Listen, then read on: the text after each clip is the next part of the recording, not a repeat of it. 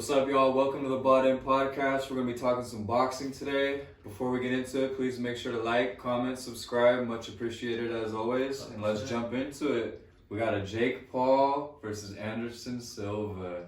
Jake Paul versus Anderson Silva. Very interesting matchup. You got that kid Paul who's got that one hand knockout power, one punch knockout power. Hey, man.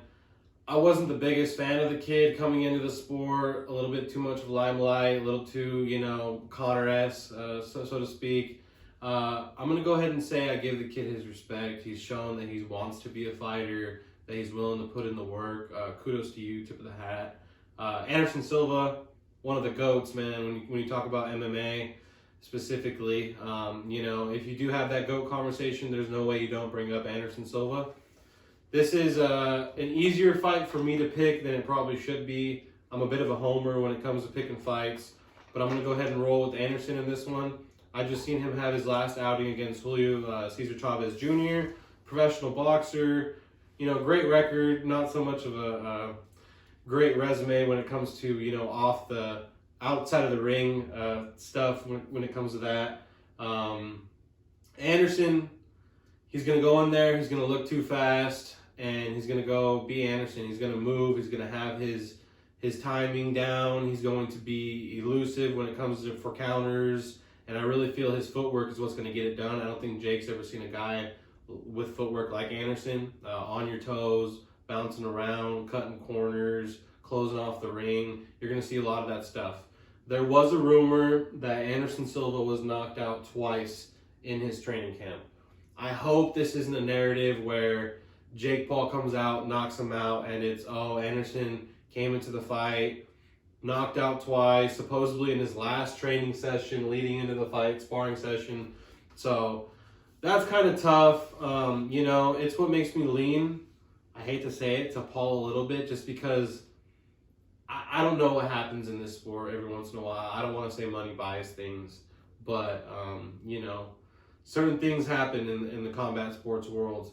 And just with that narrative of Anderson getting knocked out, I don't like it. It doesn't sit well with me.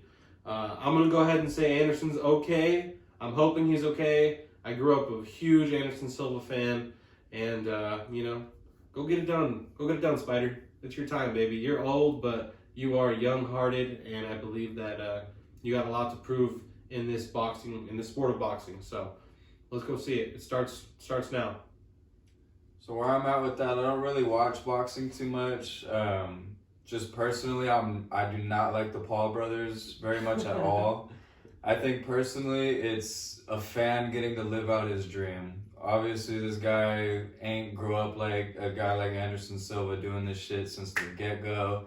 Loved it from the very beginning. He ain't some fanboy that ended up getting rich and got to capitalize on making this an opportunity through, fucking knowing people, you know what I mean? He ground up type of shit. So for that specific reason alone, I hope Anderson Silva beats his ass and doesn't lose anything off of his reputation at all. His reputation is, so to speak, on the line here, and that's sad to say, but haters are gonna hate regardless. Right. And I just hope he does it, man. I hope he knocks him the fuck out and does it, with some swag, bro. I just hope he does it to where Jake Paul gets knocked down a few steps, you know what I mean? Take it like a man, because he be talking out his neck all over the net about all these fighters and shit. It's like I said, bro, you're a fan living out your fucking dream, bro. Like, don't act like you can comment on anything. These grown-ass men that have been doing this shit since they were little kids, like, don't be speaking on this shit, bro. Like, yeah. Jake going out and saying he's gonna be a safety in the NFL and he's gonna be a NASCAR driver and all this bullshit, bro. Calm it down, okay? You want to fight Canelo? I hear you. Go try to get that Canelo fight. You're more likely to do that than you are to be a safety in the NFL. That's all I gotta say when it comes to that. Yeah, bro. I can't even comment on that NFL shit, bro. You'll never make it. You never would have made it. You clearly didn't make it, and they didn't even know hater shit, bro. I didn't make it either. I didn't fucking tell anyone I was gonna be a safety though. So there you go. You know what I mean? But I ain't on the net telling people all this shit that I ain't doing. So hey, well, speaking of NFL, this next fight we got great a former NFL player. Yes, sir. You got Uriah Hall and Le'Veon Bell. You want me to start this just to get it? I'm gonna let you say what you gotta say. I'm curious to see what you have to say. I have actually. no idea about the Fighter Hall at all. I'm just really rooting for Le'Veon Bell to put the NFL on the fucking map, and it's Lev Bell, bro. Like, Lev Bell is a street boy. Like, he knows what's up. So, I think regardless, even if he loses, he's gonna handle his own. I just hope he doesn't go out like a fool and people think NFL players are soft or any dumb shit like that. You know what I mean? It's different sports, combat sport. You're not running through tacklers. You got your guard up and shit. You know what I mean? Like, this is some street shit, but in the ring. But yeah, I hope he holds his own, to say the least, and I hope he beats his ass. But you know what I mean. My boy's gonna game me up on Hall, so Hey, I might be on a Uriah. long shot. Uriah is special. I haven't seen him particularly in a boxing matchup where he's throwing just hands. His kicks are crazy. I mean, what he put on Gegard, what he put on Homeboy in the Ultimate Fighter House. He's got a few other flashes in the UFC that are just absolutely phenomenal. So, with that being said, it's a tough pick for me because I have that heart that goes to football and I have that heart that goes to MMA, and they're both clashing in the sport of boxing.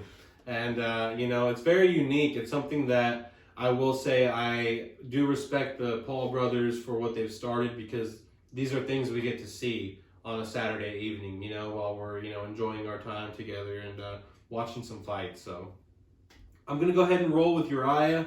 I think Uriah is too quick. I think he's an experienced vet when it comes to the sport of MMA, and he's just special, man. I hope Bell goes out there and throws up a great performance, though. Like, I want him to hold his own. I don't want Uriah just to clean his clock and call it a night, as much as I think he may. Le'Veon, go do your best, brother. You did it against AP. I really didn't watch the fight. I really didn't watch the fight, That shit was so off guard when we were talking to each other about it. It was just hilarious. Who would have said in 2010, 2008, or whatever the fuck, hey, Le'Veon Bell, I bet Le'Veon Bell and AP are gonna box one day. Never. Shit was fucking cool to see. I was surprised that there wasn't so many people watching that shit. And it's cool, man. We've seen Pac-Man fight in the Rough and Rowdy. We've seen Ocho Cinco fight. Cool. Frank Gore, these guys going out there and having fun. I'm all for it. Get paid while you're doing it. I'm going to roll with Uriah again. And, we'll see what Saturday night has to offer. Yeah, there's going to be some interesting ones. Hell yeah.